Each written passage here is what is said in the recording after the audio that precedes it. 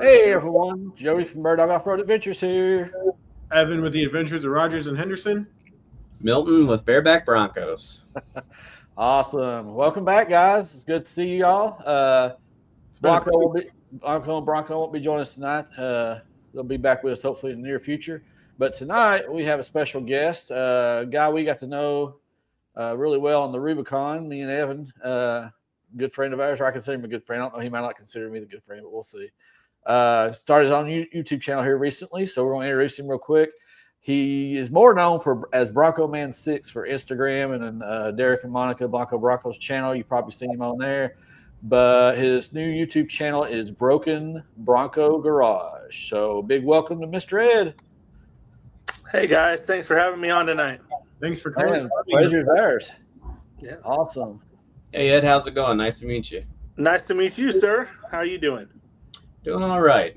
With a good group of guys here tonight, and we're excited to be meeting you my first time. So interested to hear about you and your new YouTube channel and what you got going on and what some of your content's going to be like. So that's what I'm here to discuss with you guys. Awesome. Yeah, awesome. so Where are you from? Yeah, so I'm from Mason, Ohio. Okay.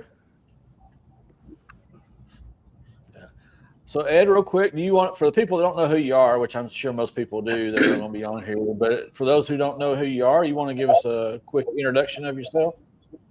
Yeah, well, as you mentioned, my name is Ed. Most people call me Bronco Man 6. That's Instagram fame, I guess, if you will, or lack thereof. I've been in early Broncos for a long time, had Broncos for a really long time. Recently started up our own YouTube. Thank you for shouting it out there, Broken Bronco Garage. That's the name of our shop. It's kind of as my intro video says, if you haven't watched it, please do. It's a community shop where all of our friends work in there. It's on our property. And we work on Broncos. And it doesn't really matter what year Bronco, we'll work on it. And it's not something that we get paid to do. It's just something we love to do. And right now I'm just about to start my wife's 66 U14 build. She also has a 6G Bronco. I owned a 6G Bronco for a while. Most recently, I just bought an OBS Bronco about 2 weeks ago. There's Broncos everywhere. So you're the Bronco whisperer, huh? I mean, I know a little bit about them. I don't know everything about them. Yeah. Awesome, man. So how long has your channel been? Well, I know you did your first video, 4 days ago. Man, you've already got quite a few subscribers already. That's pretty impressive. Working on it. I had a YouTube account for a long time, and I was like, when I got approached to do this, I was like, well, I'm going to do it. And so I started building shorts for a while, and I was just hoping to kind of organically grow a little bit of an audience while building the shorts. And we decided we would go live with actual videos on the first week of January. We're never as prepared as you can be, right? But we have about a month's worth of videos already done and edited. And so we're trying to get 6 weeks ahead at all times. So this next week we'll have a video we'll drop on Friday. And it's the start of Karen's 66 Bronco build. It's a Kingpin rebuilding. For those that me and my buddy Kevin do a ton of stuff together. Okay, so it's Kevin and I rebuilding some Kingpins on a Dana 30. Nice. There's a lot of my goal is to do some install stuff on the early Bronco side and then do a fun video after that. I don't want it just to be install. I'm hoping to engage the audience with multiple different things. And so the week after that, you'll get to see Kevin and I road trip new to him, 1969 half cab Bronco, 300 miles that Kevin found in kind of a barn find situation. And we drove that all the way home. So it's a fun video. Yeah. I remember this thing right here in the middle. You were there for that, buddy. Yeah. I got to give you props on the Bronco too, as well. I've been seeing some sweet builds out there, so I'm looking forward to that one. When you get on that one. Oh, the Bronco 2 Rooster, that's my wife's. Yeah. I can't take credit for that, but we're going to mess with it a little bit, put a little lift on it, and put a 31-inch tire on it. I will bet we have a blast driving that thing around. We actually took that out to go Christmas lights watching, if you will, and drove around our community, and we drove the Bronco too, and it was fun, man. It was a lot of fun. Yeah. So whose Bronco is this? Your wife's? The one here. I have to shout out you 60 guys. There's 60 content coming too. Yeah. So, how did you convince her to let you take a knife to her roof? I don't think probably anybody didn't cringe when they saw that. She's got a new top. Yeah. I saw it and I'm like, oh, Ed chose violence this morning. He chose decaf. So the long story of that is I guess for those watching or those that don't know me, Derek and Monica are like family to us. I'd like to say we probably helped get him started in this. And when Derek got the Armadillo hardtop, first call he made was Karen gets a hardtop. So when we went down and picked up the Bronco 2, which I actually bought from Derek and Monica, we went and picked up the hardtop at the same time and brought it home. And the whole intention was to do a video with some 6G content. And that top, I mean, none of you guys have a soft top on a 6G, right? Mine came with one, but I replaced it. Yeah, I don't care what they say. It's horrible. We got our Bronco, and for those, again, that don't know us, really early. And when I say really early, we live in a pretty big area, and we were the first ones with a 6G Bronco. We used that soft top up until, this year. That thing, I mean, it stinks. Like, it's cold, it's loud, it's obnoxious. I don't drive her Bronco a whole lot, but last year I did one of our club functions to a camping event. And I was into it about 3 hours, and I finally just took the top off. I was like, what's the difference? Like, it's the same amount of noise, whether it's above my head or it's not. Yeah. And I know people love them, and they love them for the convenience of them.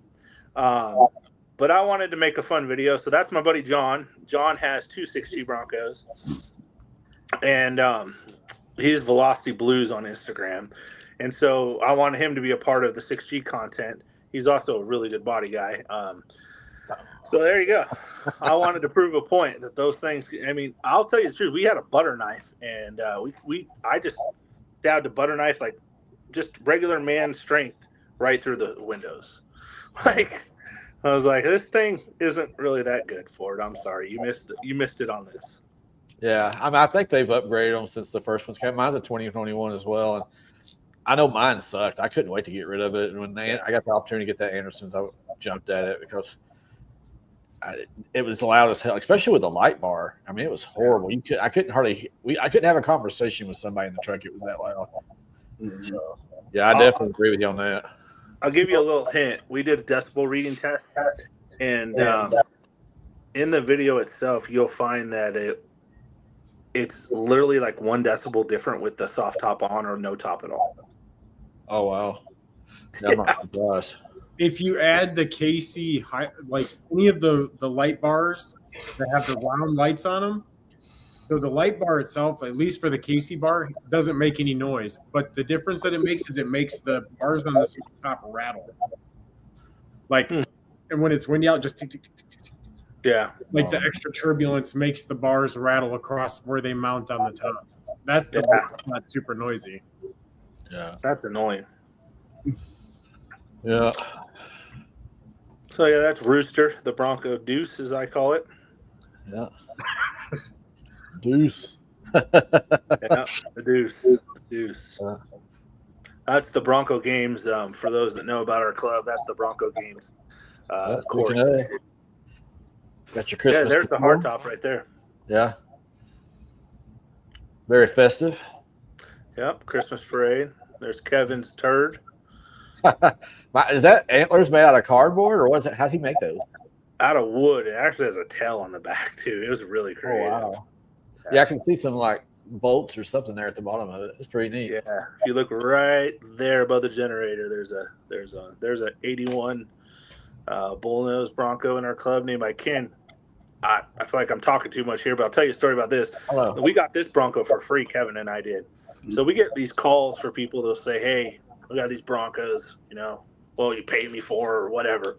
And so Kevin and I went and looked, and that we pulled out that bullnose, 2 brick nose, a Bronco 2, and a 79 F100 for free. And so Ken Boone, it didn't run. Like, he gets all the credit for that. Ken Boone is the owner of that Bronco. He put a motor in it. He put interior in it. He worked his tail off on that thing, and he got it running. So, Yeah. you guys know that Bronco. Yeah. Man, if I had the know-how, I mean, I've never done anything with a carbureted engine before. If I had the know-how and I hadn't already dumped all my money in mine, I'd consider getting an older model and fixing it up just to have a lot of fun in it. None of ours are carbureted. Oh, really? You also fuel injected? That's called an Edelbrock Pro Flow 4 direct port fuel injection. Okay. I did that like 3 years ago. I got it from Wild Horses. Yeah. It's amazing. It's literally the same technology that's in your Bronco. So yeah, that Bronco's computer controlled for, I can adjust the timing, the fuel trim, everything on a pad, and then the transmission is computer controlled as well. What transmission you guys usually run? Those C4 or something better? So a lot of guys run like ZF5 manual transmissions. I'm not about that life. I ain't trying to shift gears. AODs for a long time in the early Bronco were it, and then it went to 4R70W, which is the same family of transmission. Yeah. I have a 6R80, which is out of a 2014 F-150, specifically because the first gear is really low. So with the Atlas and the 6R, that's like an 88-1 first gear. So it'll crawl pretty good, as you guys have seen. So it's really new technology in an old box. That's not you. No, I ain't me. You lost one. Yeah, so my buddy just bought a 66 F100, and he bought a E350 van that had the new 7.3 Godzilla, and it was wrecked. So they're pulling that 7.3 out. He's got a 6R80 for that as well, and then they're gonna Godzilla swap it. And he's already got a rolling chassis built for it, so that's going to be a pretty cool truck. It's not a Bronco, but it's going to be a I mean, if it has an oval on it, I'm a fan, pretty much, dude. I dig the Godzilla. It's kind of the last of a dying breed, the pushrod motor. Right. Yeah. Do you want me to bore you with the history of that motor? Sure, go for it. We're paid by the hour. Yeah. So here's a little history on that motor. That gentleman was getting ready to retire at Ford Motor Company, and everything Ford had went to was overhead cam. So like 4.6, 5.4, 5.0, 6.2, all those are dual overhead cam, 3.5 6-cylinder engines. He was a big drag racer and had a Fox body Mustang. So he was pushing really hard to develop a pushrod style motor similar to like the LS and Chevy. Right. And so he had them design the 7.3 Godzilla motor, put it in a Fox body Mustang, the very first one, went out and ran like 8-second quarter miles. Don't quote me there, but ridiculous. Wow. Then retired the next week. Wow, that's pretty good, because I know when I had my 93 GT 5-liter, it was pretty much stock, but it had 150 horse shot nitrous, and it was only running, I think, like 820s. Yeah. In the 8th. Yeah. So that's pretty good. Yeah. I just can't wait. Once my 2.7 blows, I'm just going to do hopefully by then they'll have all the electronic shit figured out. Just go to either a Coyote or a Godzilla. We'll see. Hopefully that's a few years down the road. They're both great options. I'm a big proponent of the Coyote motor, but they're both great options. Yeah. I know, what's his name? Is it ADV or APG or whatever it's called? The tuner.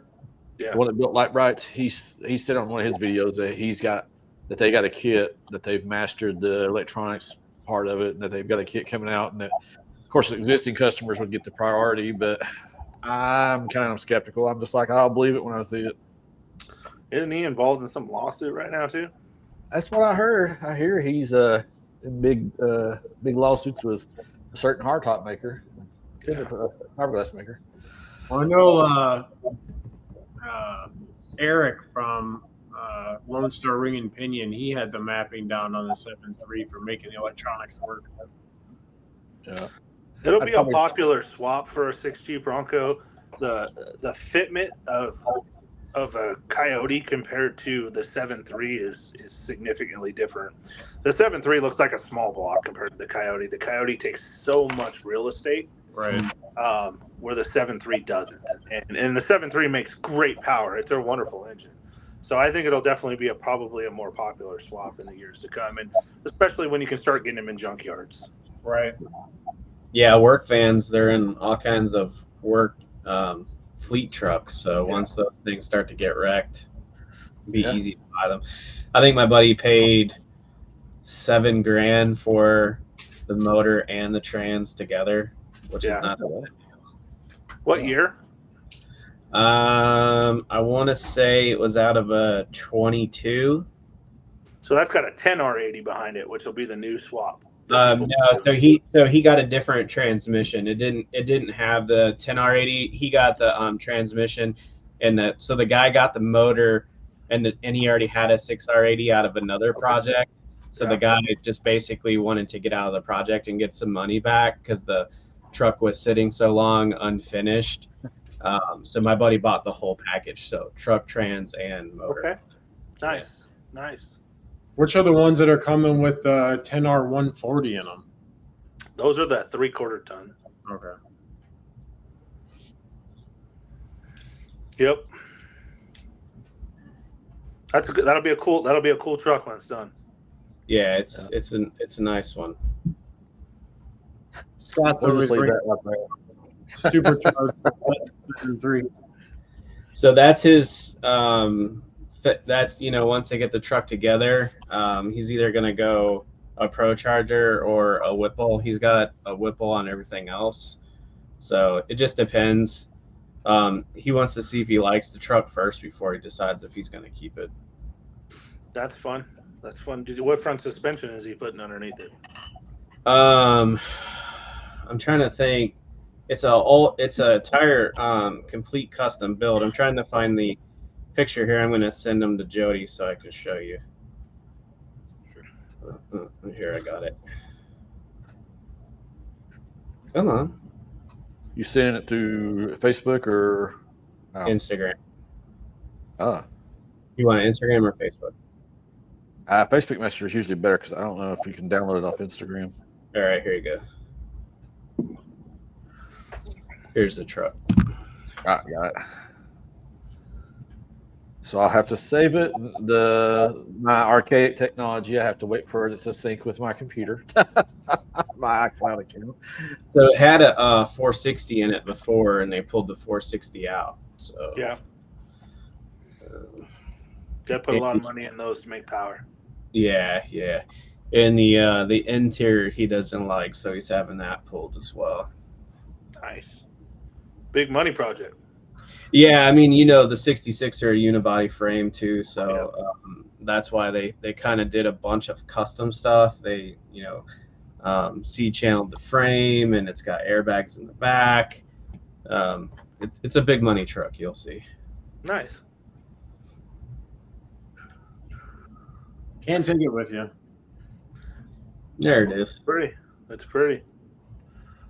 Yeah, so I'm not quite real sure why the previous owner did the red and white interior, but it's got new wheels. He got rid of those. He's gutted the interior, and it's basically just a roller right now until that motor is done. That's pretty. But I think he's shooting for around 900 horse. Nice. That all?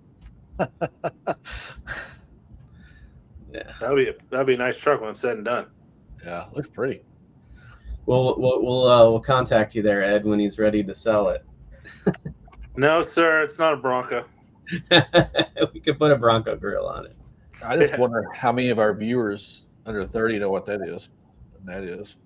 Or the little dial on the floor where you turn on the headlights. That's the best. I have a F-150. That's just a tow rig. That's good enough for me. I don't need another truck. Yeah. I'm kind of upset that trucks don't come with this piece anymore. Yeah. I used to love that in my dad's old trucks when I was a kid. Air conditioning, buddy. Yep. You were still putting them in international box trucks as much as like 10 years ago. Yeah. We had a Durastar that had that pop out window for venting on there.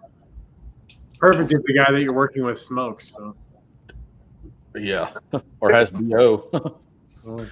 Trucks have changed a lot through the years, and I think when trucks became a form of transportation, and what I mean by like family form of transportation, everything changed for them. It used to be about able to buy an F-150 for XL 5-speed plain Jane for $20,000.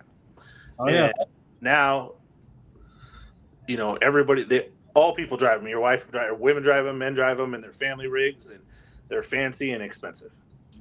My senior year of high school, they had a special at the Chevy dealer here in town. That's now where our Ford dealer is located. But they had a brand new Chevy Silverado 1500 with the 4.8 liter.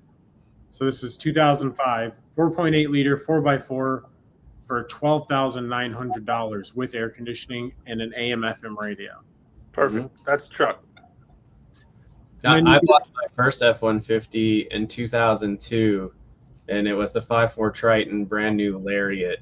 I paid $28,000 for it, and I thought I was a baller. I lived on my own, and my wife and we bought it, and I thought, man, I finally made something, of my life, and it was black and silver, and $28,000, that was a lot of money. Shit, now that doesn't even buy you a Ranger. Yeah, you might get a decent Maverick with that. Yeah. I paid $40 for my used F-150. It's 2018 EcoBoost Platinum 4-door. Well, even just in the recent years, the cost, because my 4Runner I bought brand new in 2018 for $38,000, which was MSRP because Toyota can sell them for that. And then now the same trim, everything's right a little over $50,000. Mm-hmm. That's just a span of what? It's only been 6 years. Well, look at what the new TRD Pro Tacomas cost. Oh yeah, the TRD Pro is what, 70,000? 76,000. Mm-hmm. Which is nuts because you can buy a GX 550 for 70 and have a way nicer vehicle.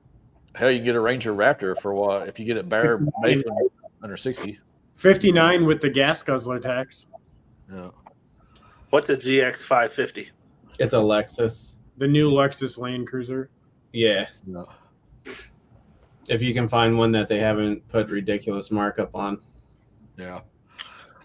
Tell me about your Bronco. I know about the two guys on top here, but yeah. So I have a 2021. Like yourself, I was one of the first in my area to have a 6th gen. I was working for Lebanon Ford Performance at the time. I was putting superchargers on F-150s and Mustangs. I had a 2019 Mustang at the time, put my order in. I was like, I'm going to have this car for a while because everybody said you're not getting one. And the next thing you know, it's like, your Bronco's been shipped. I was like, oh man, I got to tell my wife I bought a Bronco. She's like, you're not keeping both. So I sold the Mustang. I didn't even put an oil change in that car. Like the Bronco came pretty quick. It was a leftover 19. And it's just a Big Ben 2.7 hardtop, iconic silver. But over the last couple years, I put 2 suspensions under it. Became friends with Evan and Jody, and then I had to join the 37s club, so I put 37s on it. Nice. And we just wheel the piss out of it. Have a YouTube channel as well, Bareback Broncos. It's just been great knowing the two guys above because they give you a lot of advice on what to do on your YouTube channel and how to get content, what not to do, yeah, how to come off rocks and keep a bumper and stuff like that. But hey, I wasn't gonna bring. I taught you better than that on rocks, man. Come on. Now you don't. I think at this point, minimally. I think at this point you're doing it on purpose to see how long it will last. I think I saw in the last video, would you have like a red bungee cord on it or something? That red bungee cord held that the driver's side on the whole way home from Rubicon Springs. Yeah, absolutely love it. Yeah. I mean, so Ed, I don't know if you realized, but when we were pulling into the slabs, that's where Evan pretty much ripped it almost completely off. Right as we were pulling into the slabs at the end of day 2, because I was behind him, and I was like, I was like, your bumper on the radio. The passenger side was jammed all the way up into that little plastic surround that goes under the taillight. And then now they're flip-flopped. Now the driver's side is shoved all the way up to that plastic surround. And the passenger side is ratchet strapped to what's left of that bracket on the back. And you didn't get a bumper for Christmas, buddy? No. Yeah. Which one are you looking at? I have no idea. Honestly, my favorite Bronco rear bumper and front bumper. I love Courtney's. She has the Lobo ones. They look great. But the frame chop ones from Exodus 4x4, where it just they cut it off and it's just a piece of tube there. I don't know. That's kind of raw to me. I kind of like those. Pull that up, Jody. All right. Your wish is my command. I like those a lot. Well, it I kind of like roll pans. I like the turn off road one. What's that? So I like the turn off road one. Is that the Yeah, one you I, got? like that too. I just like the minimalist. Like I'm gonna beat the crap out of it anyway. If you pull, it's you have to go to their website and then go to products, and there should be only a couple. But So Exodus, no, that's a different company that was at Bronco Palooza. no, Exodus is based out of they're south of Austin. Yeah. He's the guy that I think the first one that did a video on portals and the rock crawler kit. I'm on their website now. I'm just trying to find it. I like the AED stuff a lot. That's what I had. Front and rear bumpers. I was a fan of those. Mm-hmm. They look I have the stealth on mine.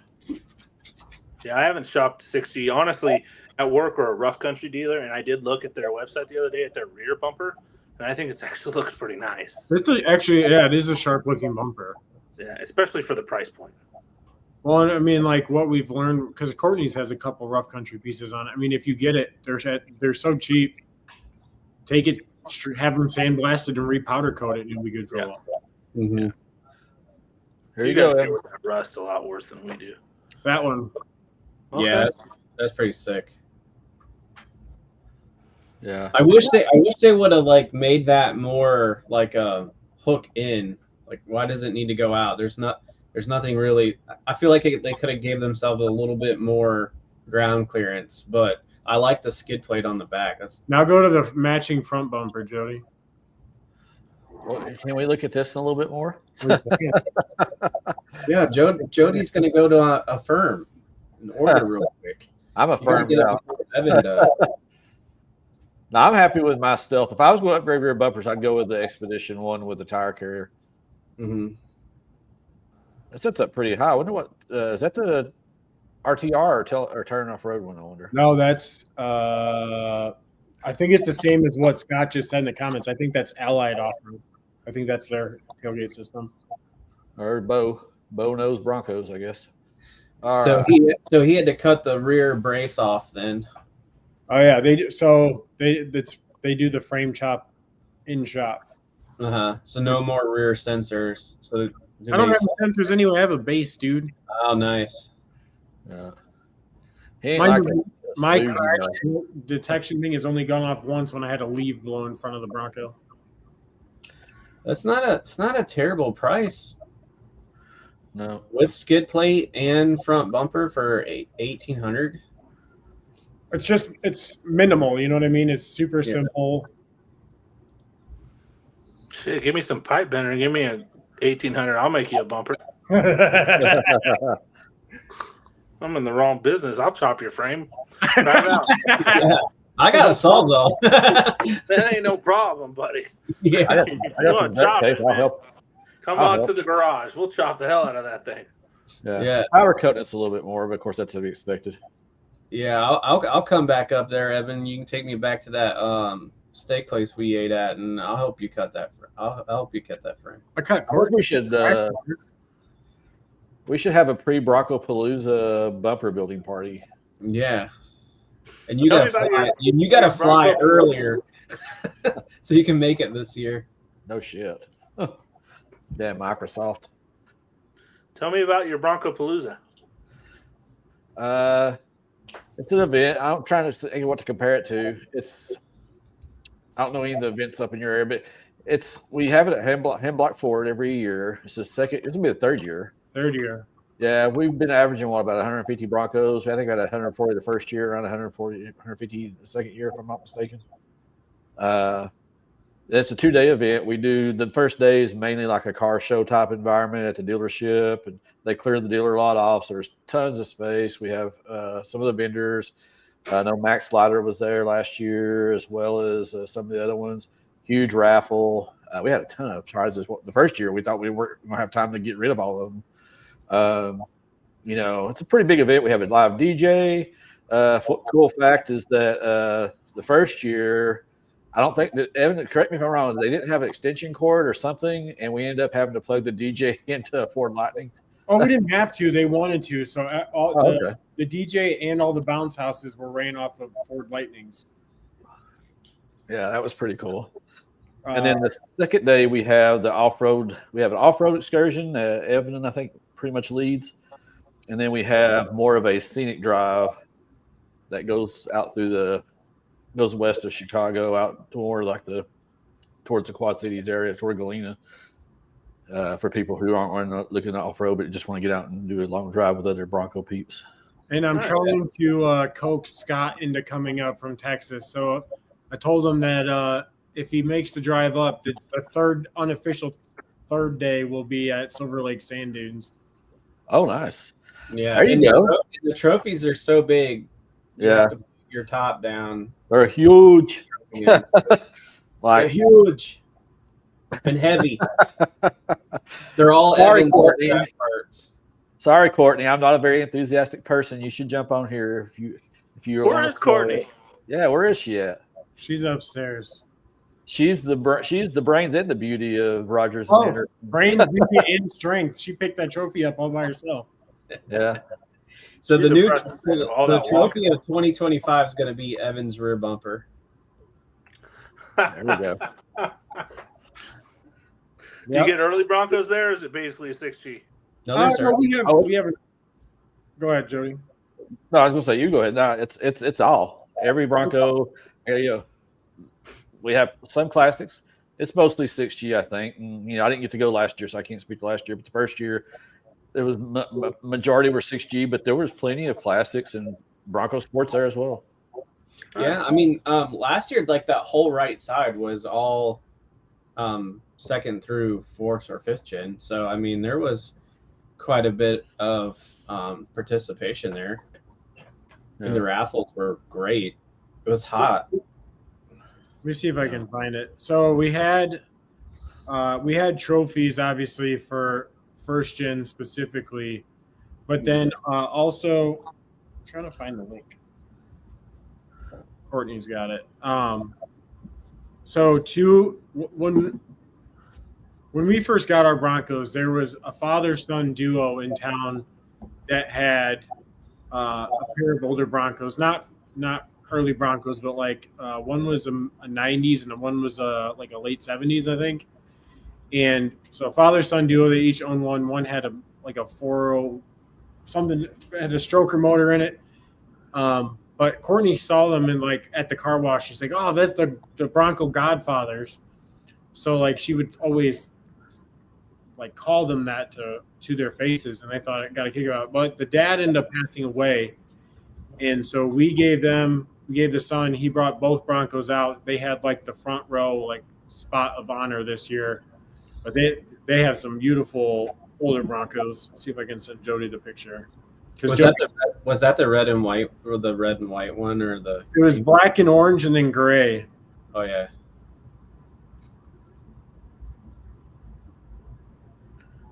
Yeah, and then Evan did it up the hill backwards. Yeah. Allegedly. Allegedly. Give me a good view. Basher Designs was there, so they've got a lot of stuff. There's Max Slider. Max Slider's they're the wild horses of the Midwest, I guess you could say.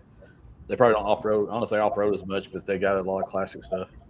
And both of those were for sale. That had a 5.0 in it, Coyote engine. Yeah.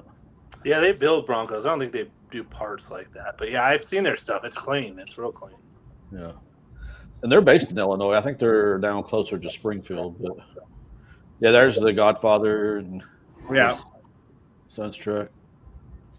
It looks like a brick nose and a 78, 79 next to it. There's That's cool. Courtney. That's a badass looking Bronco. Check it out. There was actually a really clean. I'm trying to think if it was 91 or 93 Bronco. There it was black. I don't know if they got a video of it, but it was super clean. Cameo by Bodie. When he was 100 pounds lighter.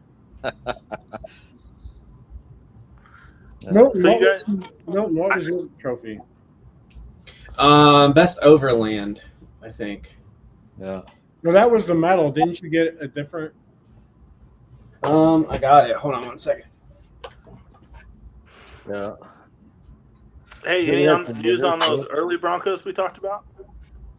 There's Nate. There's one in the background of that, the green one. It doesn't say, but I think it was or most extreme Overland, or no, you got most extreme Overland. I got didn't you? off-roader. Off-roader, yeah. There's a green one you can see through the frame on that picture. Yeah. So this is the trophies. He won something on that one. Wow, those are nice. Great job, guys. Yeah, pretty neat. Anybody planning on going to any Supercell events this year? Colorado for sure. Nevada East. maybe. East is close for me, so I'll be at East. Yeah. We'll be at Have you East been to East, Dad? in 26. Okay. No, 27. 27. That's why I'm building this Bronco for Karen. The goal is to drive it from here when it's done to Supercell. Oh, that's right. Technically. Yeah. Yeah.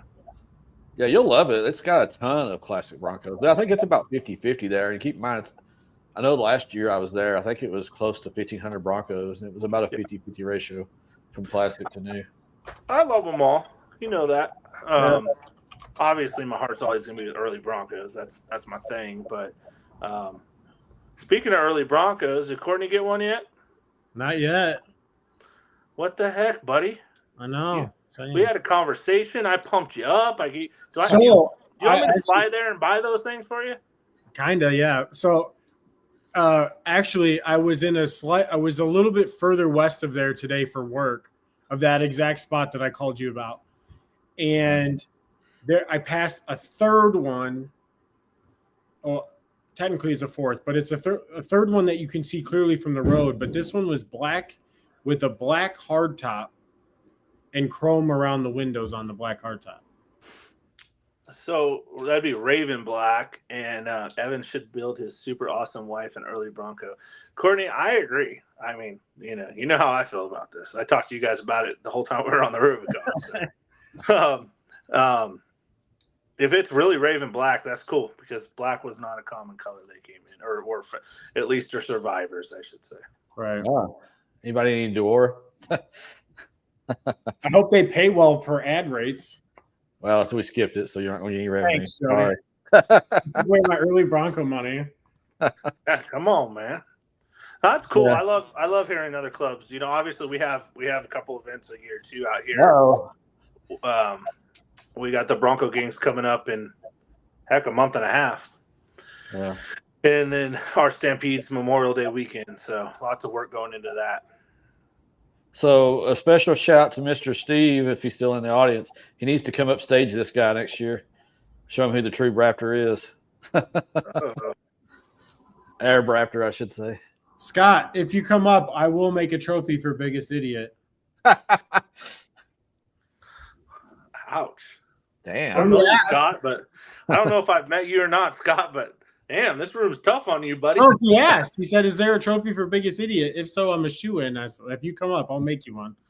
All right. Scott said should do UBB. Scott, are you doing UBB this year? I thought you were. I know Austin wasn't, but I can't remember if you were going to.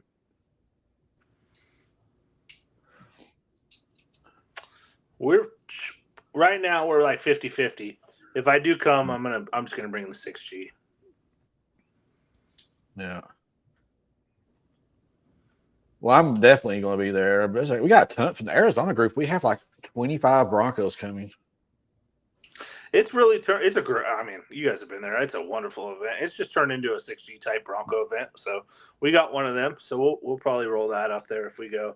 I'm actually contemplating on going to the Bronco Safari in Vernal, Utah this year, which is more of an old school, early Bronco wheeling. I'd like to do that.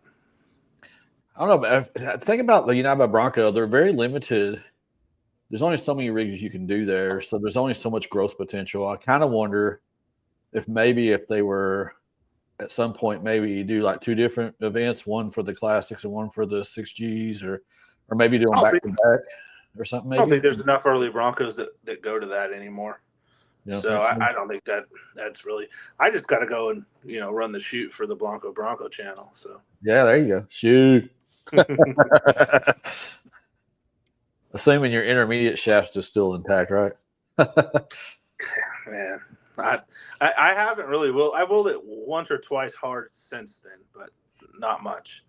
And it's hard for me to want to wheel that thing, man. It's nothing against it because I mean you guys proved look what you did on the Rubicon, but I got my early Bronco sitting there, and no disrespect, it's just a lot more capable and a lot more fun. So, I mean, I did most of the Rubicon in 2-wheel drive, so it's it's hard for me to go, hey, let's go beat up on the new expensive one. Yeah. No, I get it. I definitely, think about too a new person with a new one, unless they're just crazy and got more money than sense. We're probably not going to be as big risk takers either because we don't want to pay for expensive body repairs or and parts aren't actually cheap. Yeah, like me, it's a daily. Yeah. But the parts aren't cheap either. I love the fact that you guys use them like you do, though, man. Much respect about that. Yeah, sure. I was really impressed by Brad.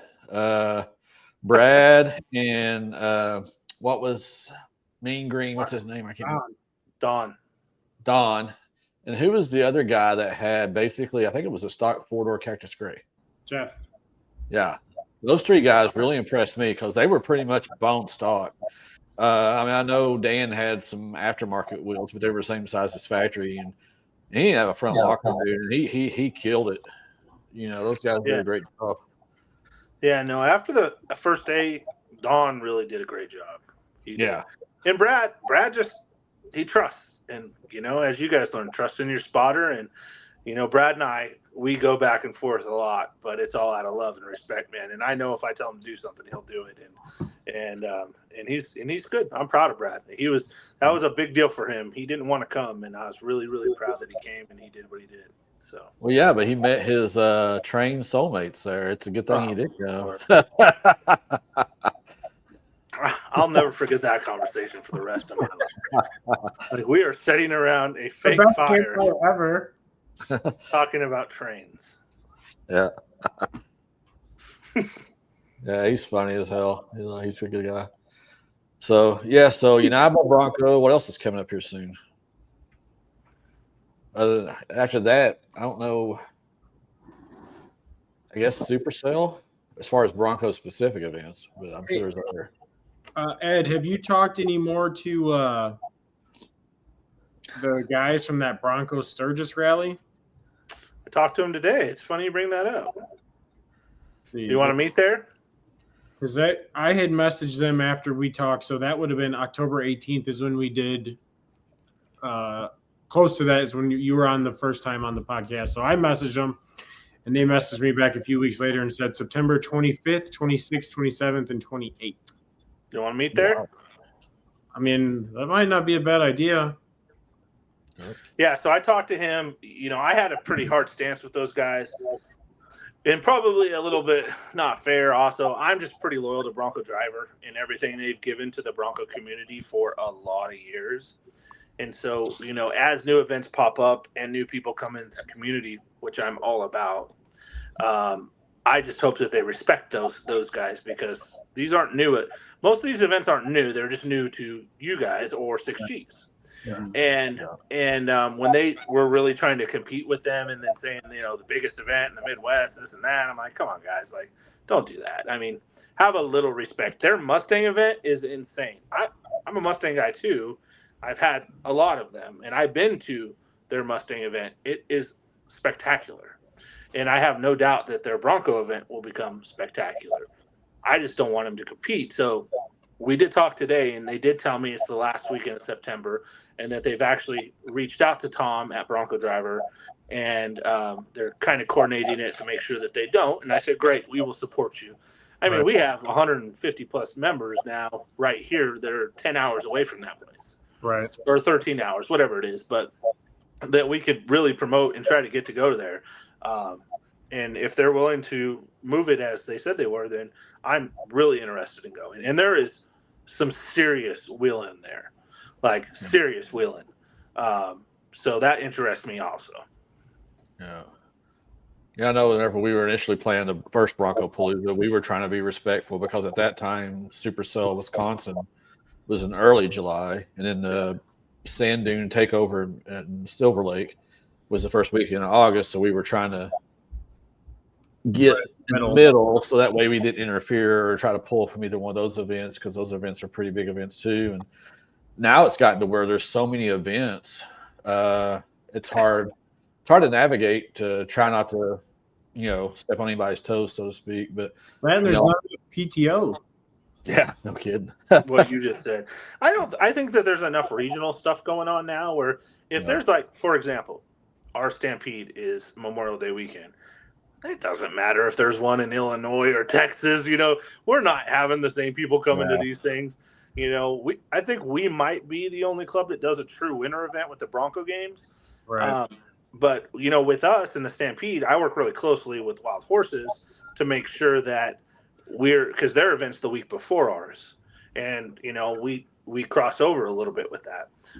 But I think that when it comes to the big events, the super sales, I just hope people don't try to compete against those, because I just think those are really special events. And I've been to Colorado. I've obviously never been to Tennessee, and I've been to Nevada. Well, all the 2 years that they've done it, and I love Nevada. I think it is everything the Bronco community is about, and I hope it never gets any bigger, because it'll lose what I think is special about it. Yeah. Wisconsin is similar in a lot of ways to the Nevada one. Yeah. The best part about the Bronco community is not the rigs, it's the people, right? And the visiting and the learning and the talking and the hanging out and the networking and that kind of stuff. And that's what's always been special about the Bronco community. And I'm excited to see it grow and see as long as we can work together. And I think you guys are doing a spectacular job of making sure we never lose that.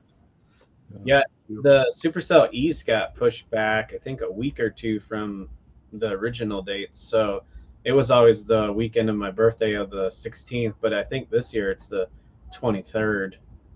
Why did they do that? Was it because of conflicts with the fairground or whatever that place is? The venue was growing. There was a lot of construction there last year, and I think just the rain, because the last 2 years I went, it was super wet. So maybe I don't know. I mean, Tom was on here a couple months ago, but he didn't mention it. But speculation, I think, or maybe they got something going on with, Broncos out there in Tennessee now, and well, they have two events in Tennessee now. Yeah, the throwback one, which is the week before. It's like, I thought throwback was a couple days before East, and then it rolls into. I thought that's the way it was this past year, but I thought this year they put the throwback later in the year. Maybe I'm wrong. Maybe I vaguely. It's the weekend before. Is it the weekend before still? Okay, good. They're right. Yeah. I thought when we opened the show, I was like, that dude can put down some moonshine. That's how that beard is so white. That's the white lightning beard right there. See, I have to sip on it. That's all I got. I'm not like yours. I need to drink some more of that.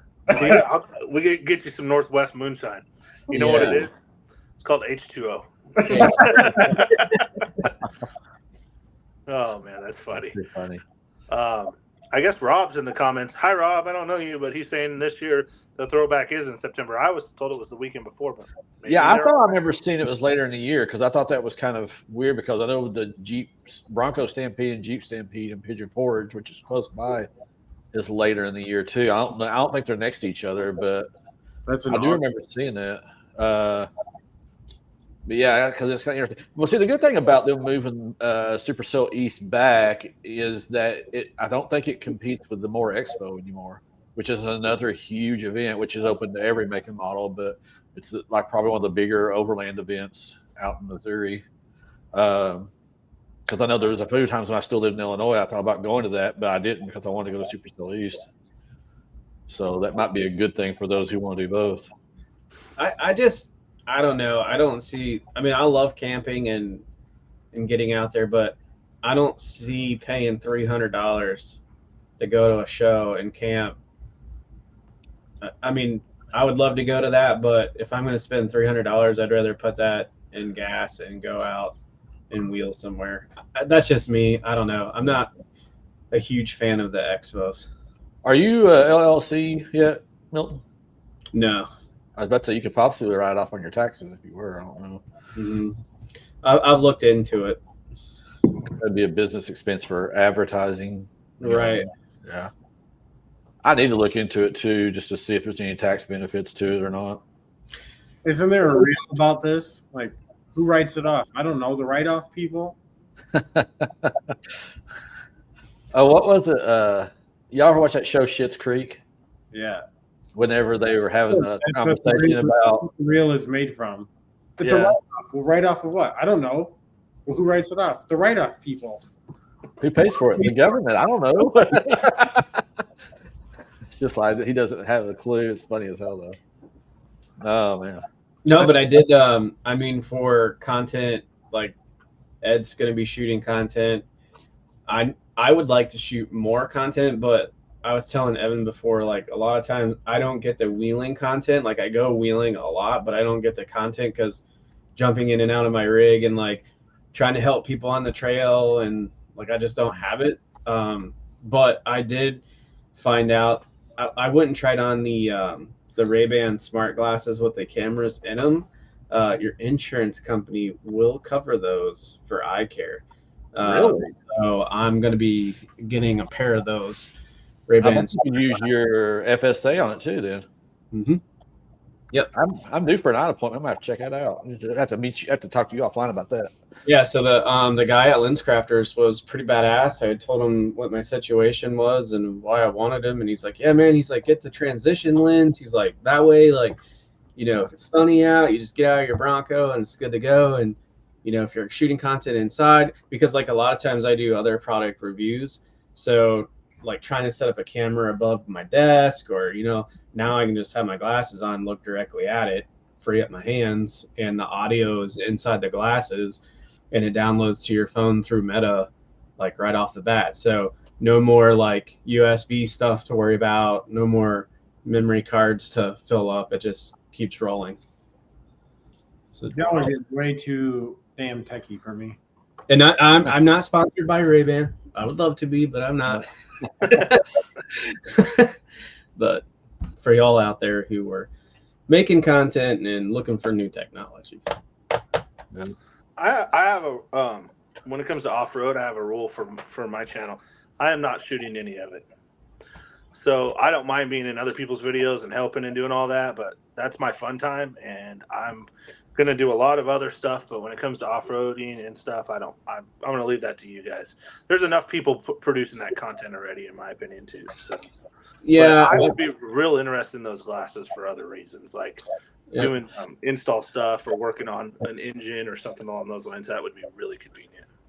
Yeah, because the you know, you can get your prescription and stuff in them, but yeah, if you're going to be doing an engine build and you just want to, you know, throw somebody at how to put a crankshaft in or seat valves or whatever, then you can basically work, go live. You can do it all live and then go right to Facebook. So this year for 2025, I'm going to start doing more stuff on Facebook Reels and live because I got a friend right now. He goes to drag races, pretty much recording quarter-mile drag racing, and he's making a killing. And all he's doing is still loving his hobby because he gets to go to drag races. He sets up a camera and, you know, they run until they're out of view and then post it on Facebook. So That's all you need. Thousand people on your Facebook channel.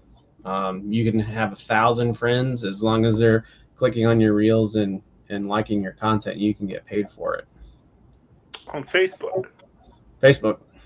I did not know that. Facebook is monetized. I don't know what the requirements are, but I know I'm signed up for it, but I haven't seen anything yet. Yeah, you will. It doesn't take too long. Yeah. I haven't made anything yet, but I'm on there.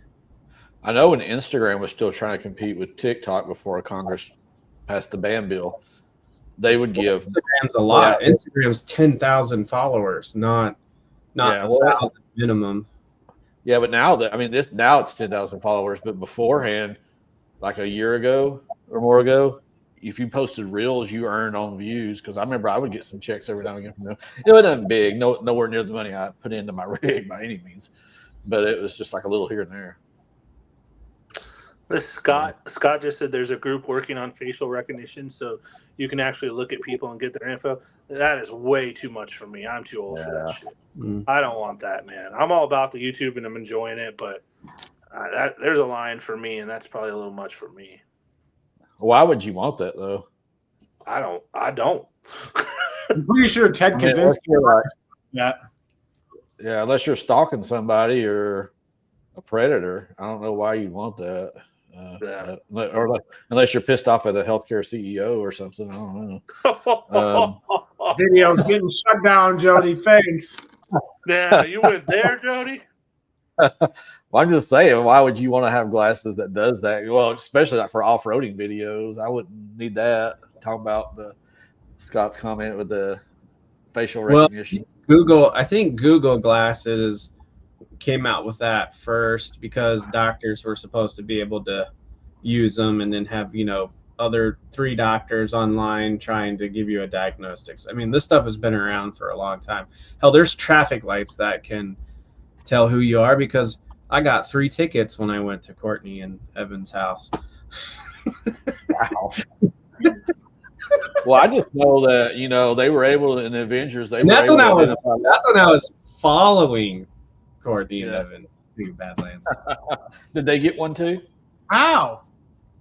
Out of state, bro. They're like, oh, get that guy. That's expensive right there. They got me on camera. Sent it in the mail. A speeding ticket? No, just tolls. Oh, that's different. We don't get those because our license plates are synced to the toll system. Yeah, not mine. I'm like, how did you get a speeding ticket? My phone. It was very expensive too because I just had it in the mail and it just kept prolonging. Yeah, if you don't pay it within 7 days online, you get a $20 fine paying the $1.70 toll. So here's what the guy said. He's like, we can waive all of that. It will be $100. We just put $100 on your toll pass. So when you go there again, at least you won't have anything on your license plate. And I was like, well, it's still $100. Like, I'll just pay the $100. And he was like, well, how about we'll knock it down to like $20 if you just do $20. So I went from $100 to $20. Wow. I have so many questions. Do you guys not have state taxes out there? Oh, we got state taxes, buddy. God, so you got to pay to drive on the freeway or the toll road, whatever y'all want to call it, and you pay state taxes. Oh my God, man! Well, a lot of your Illinois does, especially around Chicago, because it's so big. Dallas, Texas has a shit ton of toll roads too. So it's not like Texas doesn't have state income tax. Yeah, I mean it's not a red state versus. We don't either. State.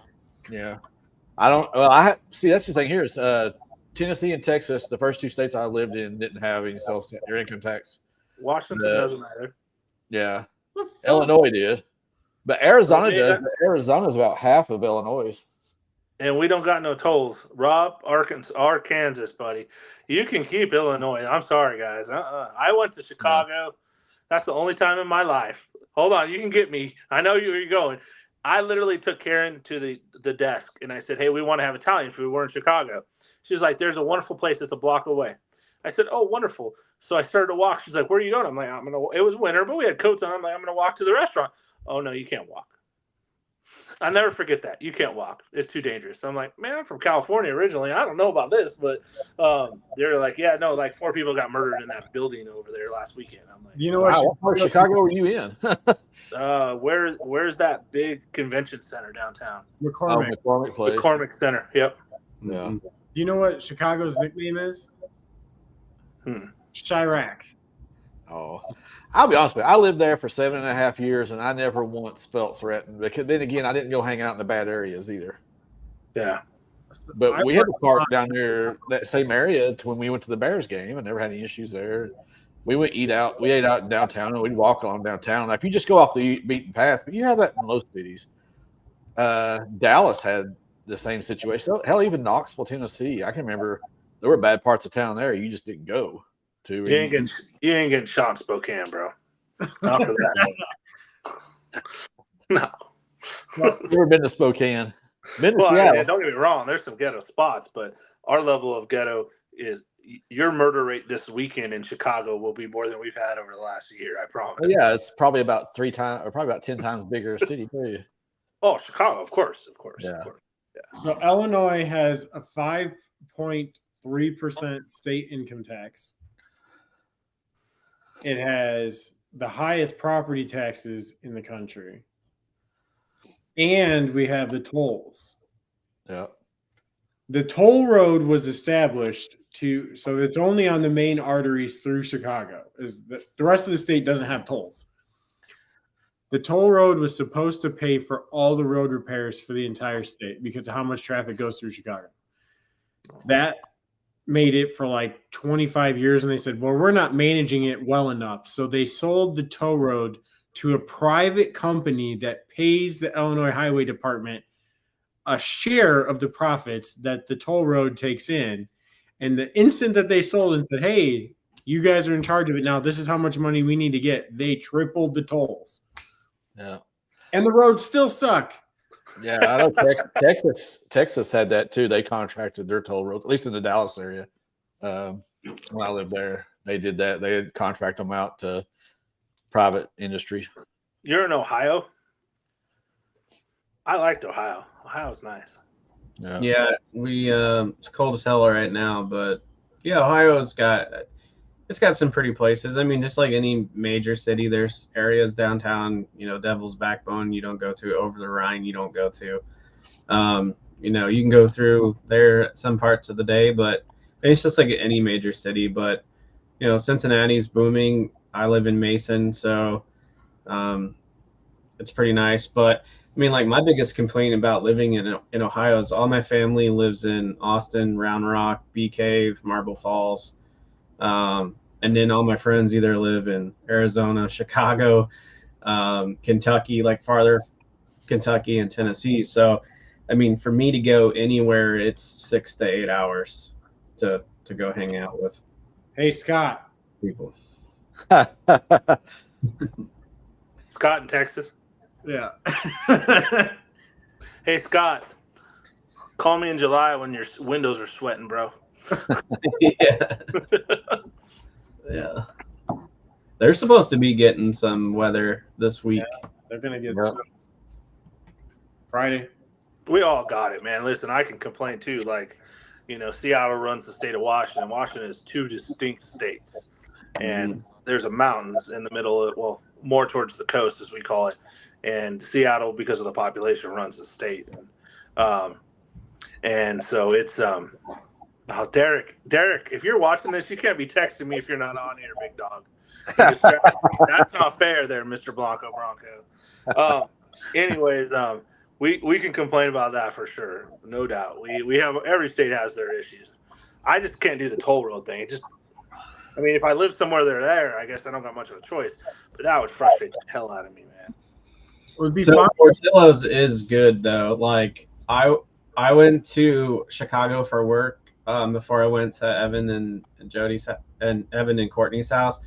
And so I work for Equipment Depot. So we have them in DFW, we have them in Seattle, we have them in Portland, North Texas, South Texas, Indiana, Ohio.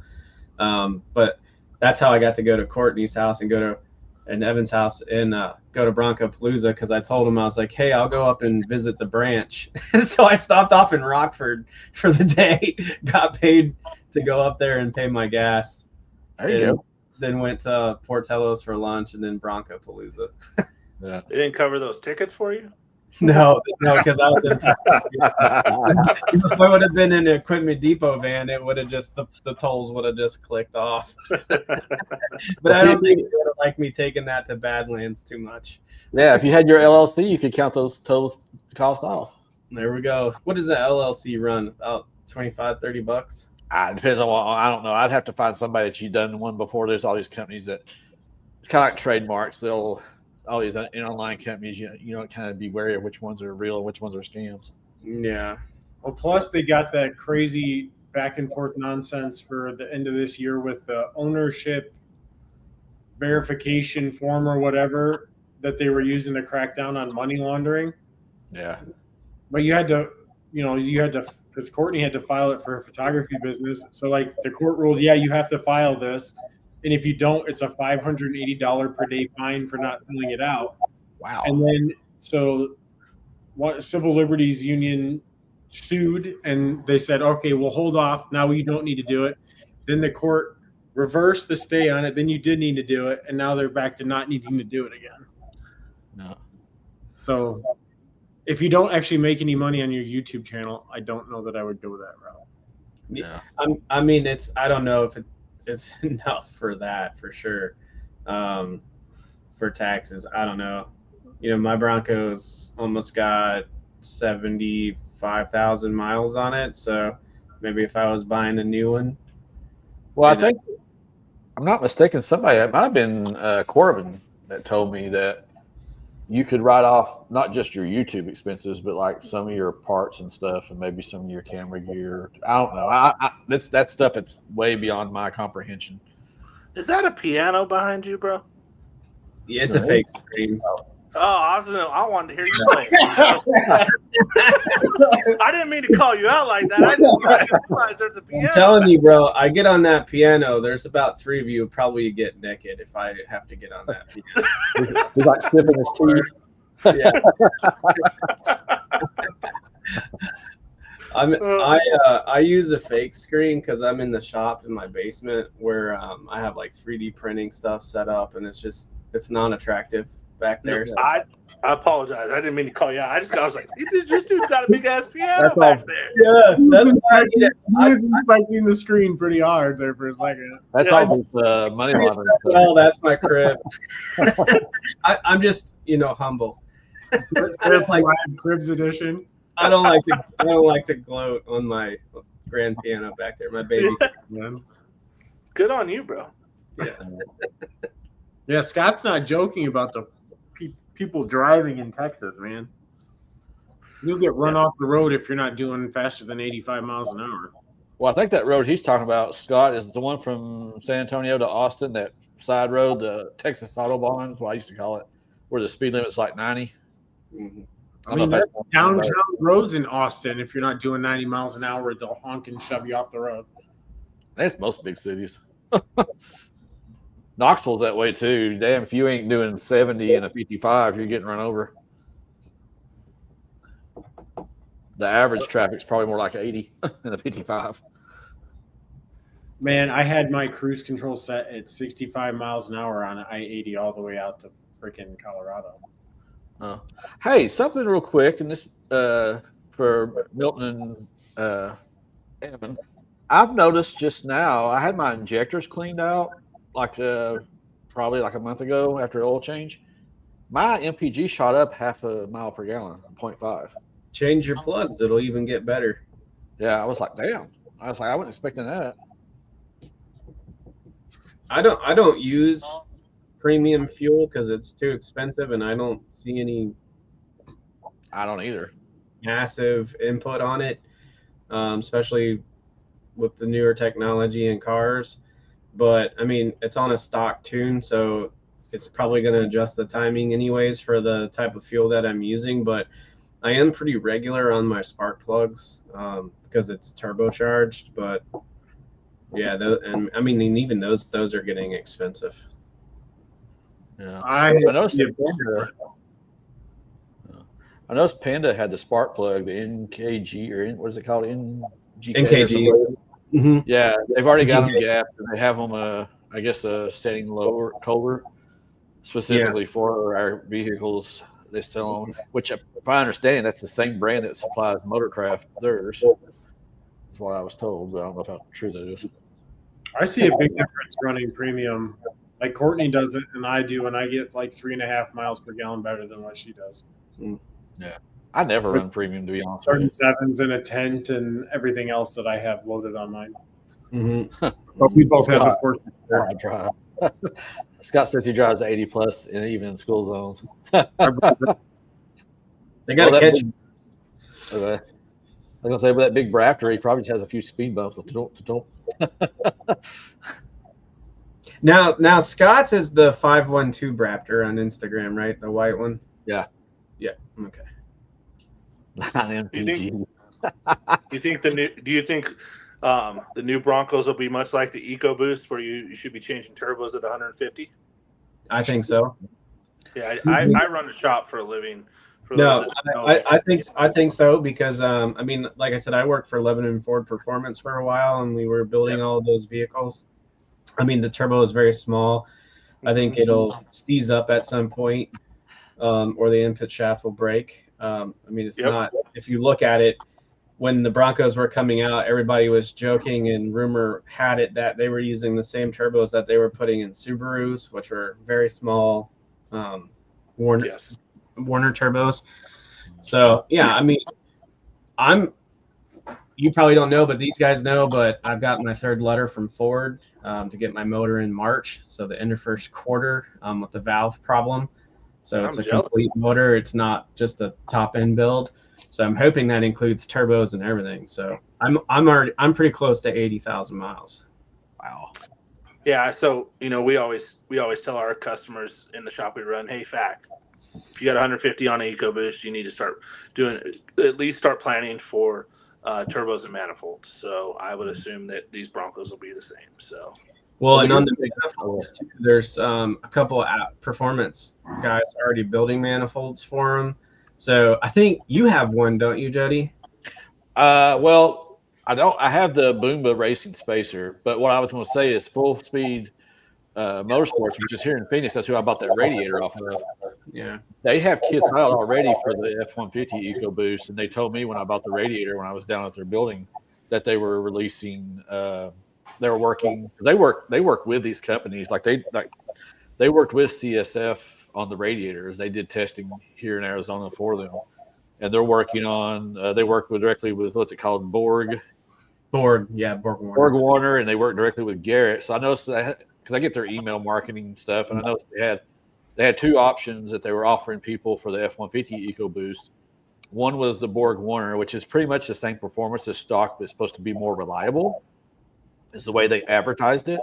And then they have the modified Garrett's, which I can't remember the percentage of improvement and power.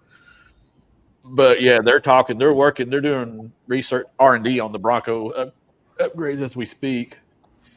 Now, Scott, I don't know if that includes I'm assuming that might include the Raptor. I'm assuming the turbos may be similar. I don't know for the Raptor. Did you say Boom Boom? Boomba. Oh, Boomba. Okay. Boomba, yeah. Boomba Racing. They're a sponsor for Bronco Palooza, so don't. Yeah, they're local here too. Yeah, they're in Illinois. I said Boom Boom. So. No, Boomba Racing. We'll go Boom Boom if it's not tuned properly. Yeah, we'll go Boomba. Yes. Yeah. But they have blow off valves. They have the intake spacer. It's like an intake throttle body spacers. There's a guy that's done a video on it, on the install. He also does the CVF stuff, Milton. Mm-hmm. I can't remember what his handle is on YouTube. Yeah, he's actually a really nice guy. I reached out to him on Instagram, and I was asking him, how did he get to tune? Because, my good friend Eric Eldrith is ID Motorsports. And, he was like, well, he probably did F-150 FICOM. He's got, you have to take those out to get them unlocked. So we were looking into all that. But with that warranty with the motor coming out for the first quarter, I was like, well, I don't want to mess with any of that because I'm going to have to basically take all my CBF stuff off, put the stock stuff back on because they're going to keep that motor. They're not going to transfer my CBS stuff over. But depending on how that goes, if it doesn't go smooth, I'm just going to sell it. I'm not going to take that out to 150,000 miles. I know, like Ed said, you know, those motors, and small turbos and stuff like that. So, you know, I'll probably get a different something else. You're not going to get another Bronco? I want to go like an 88. Oh, all right. Now you're That's talking. that's what I grew up with. My dad had one, the red and white. I want to get back into old school, but I want an old school daily one with new gen stuff. So you want to get a brick nose, put a Coyote in it, and drive it every day? Yeah, probably a 7.3. Again, the Coyote's very expensive. You can buy the 7.3s cheaper, and you know, you can get big power out of them pretty easy. So, but yeah, that's the 7.3s cheaper than a Coyote now. I mean, my buddy got that whole setup for $7,300. I think that's cheaper. A Gen 1 or Gen 2 Coyotes like anywhere from 8 to 16,000 out here. Holy star! I don't know what I say on this thing. Oh, I can get a Gen 2 Coyote way cheaper than that. Yeah, we're not made for kids on here. You can cuss, Ed. Yeah. I was trying to be Already dropped polite. an F-bomb. You said boom boom, and I was like, uh-oh. Yeah, no, they are expensive out there, bro. You can't get touch Gen 3 Coyote stuff, but Gen 2 and under, I could get a full setup for cheaper than that.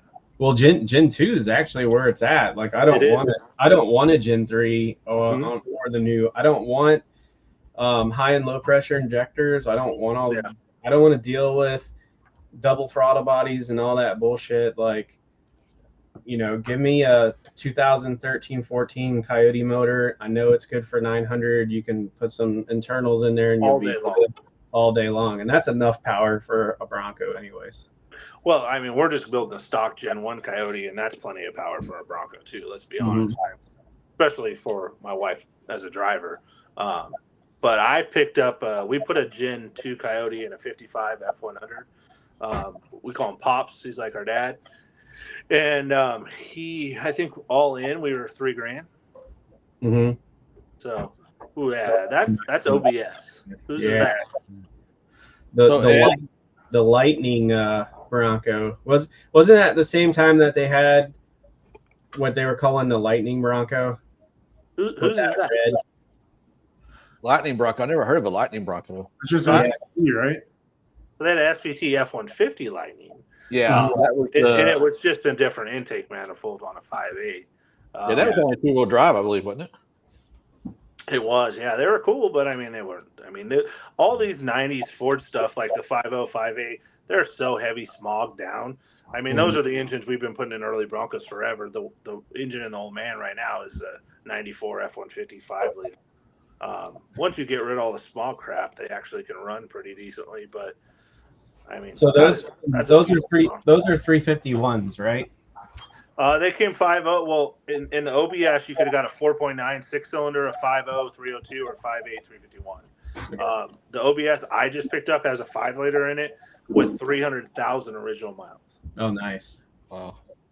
So, Ed, this was my first Bronco here. This was a 96 model. I bought it when I was drag racing Mustang. I had that 5-liter Mustang, the 93 model, and I bought this to tow it. But I ended up going back to school and selling everything. But this thing had a 351 in it. Yeah. It's the gas. Yeah, the first 2 OBS Broncos I had. So my first Bronco was an OBS Bronco. Had a 5.8, and then the second one I had a 5.8. This is actually the first one I ever had with a 5-liter. That's beautiful, man.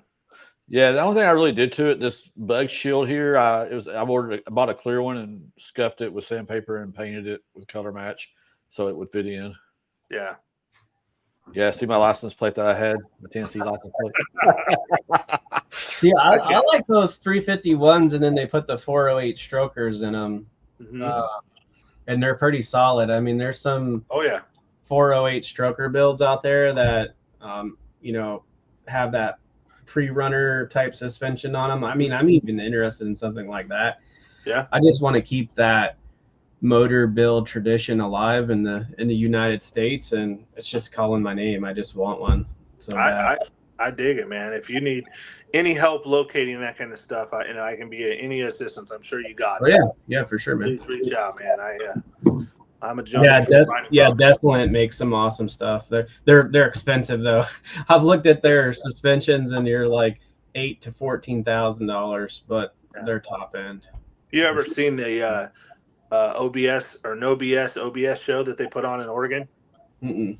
Yeah, it's pretty cool. Google that sometime and go on there. They have some YouTube videos. It's 80 to 96, call them what you want, square body ish Fords. And it's a pretty cool event. I actually think I'm going to try to go to it next year with our OBS. There's a ton of Broncos there. Sweet. Yeah, man, I dig big Broncos a lot. I mean, that's where my passion started. My first car was a Mustang.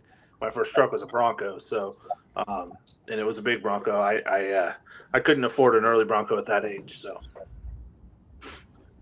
Nice. Yeah. Man, they're nice.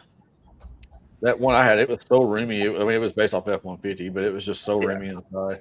I don't think about going back. I don't know. I've become so accustomed to my lifestyle of having like tech shit and and all that stuff. It'd be hard for me to have one to play with. That would be different, but to have one to like drive every day, I think that would be a hard adjustment.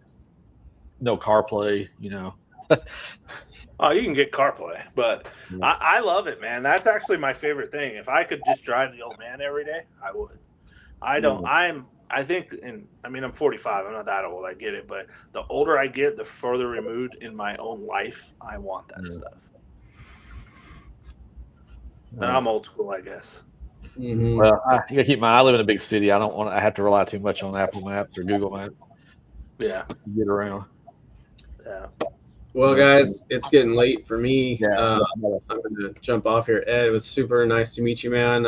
I already subscribed to that YouTube channel. If you guys haven't subscribed to Ed's channel, please do that. It's important.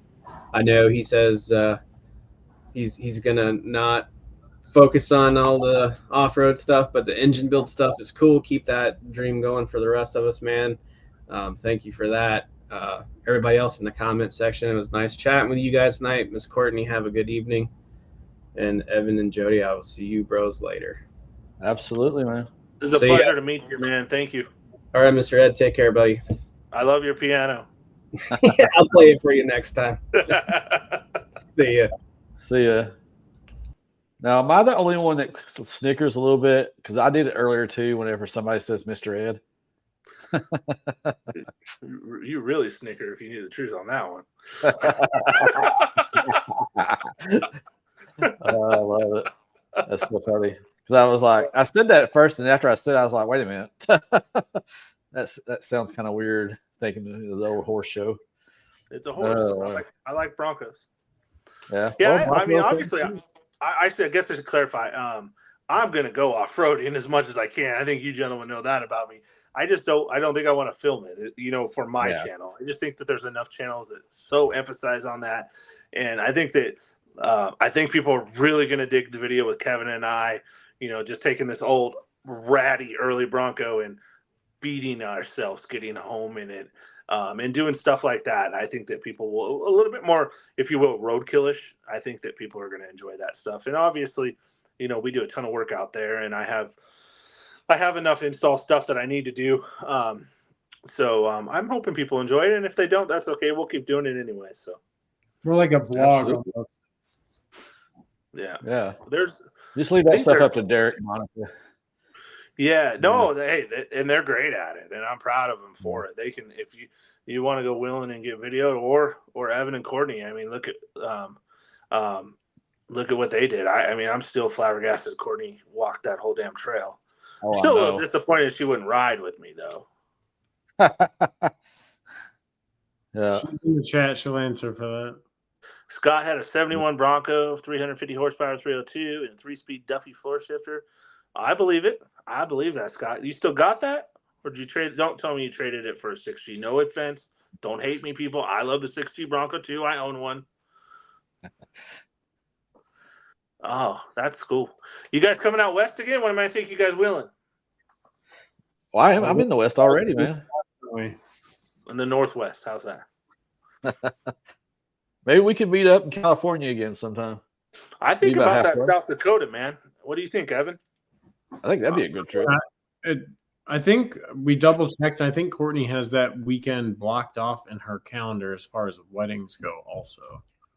Courtney, how far is it from Spokane to Rapid City? And then where you guys are outside of Chicago, right? Yeah, we're an hour west of Chicago. So it's probably pretty close to right in the middle. It is. I mean, we've been to South Dakota a bunch of times, and it's like a full day of driving, but not like rushed. Yeah, to get out there. About a day. It's like 13 hours, I think, for us because we go through Montana and then the Indian Res and then drop down into South Dakota. It's one of Karen and I's favorite places. We vacation there. We love it there. So the Black Hills are wonderful.